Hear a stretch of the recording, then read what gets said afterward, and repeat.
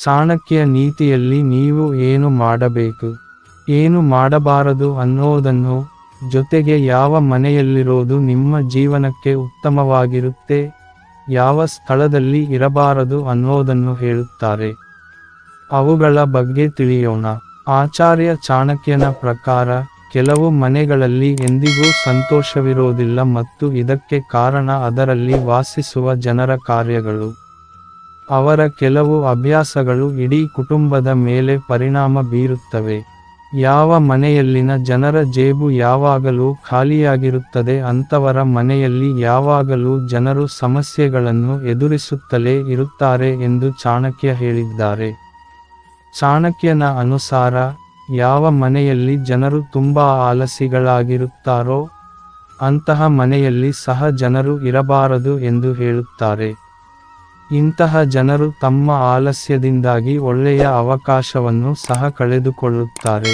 ಚಾಣಕ್ಯ ಹೇಳುವಂತೆ ಈ ಸೋಮಾರಿ ಜನರು ತಮ್ಮ ಈ ಸ್ವಭಾವದಿಂದಾಗಿ ಯಾವಾಗಲೂ ಆರ್ಥಿಕ ಸಮಸ್ಯೆಯನ್ನು ಎದುರಿಸುತ್ತಾರೆ.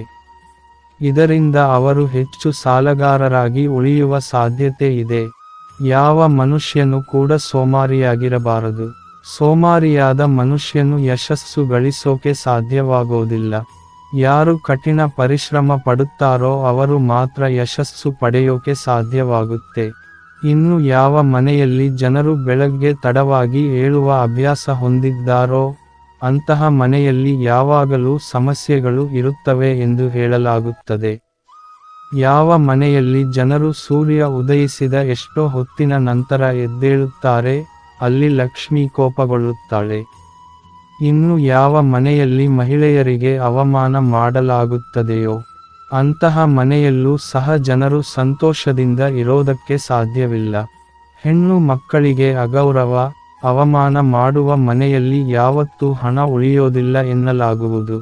ಈ ಮೇಲಿನ 4 ಕಾರಣಗಳು ನಿಮ್ಮ ಮನೆಯಲ್ಲಿ ಸಂತೋಷದಿಂದ ಇರಲು ಕೊಡುವುದಿಲ್ಲ ಎಂದು ಚಾಣಕ್ಯ ಹೇಳುತ್ತಾರೆ.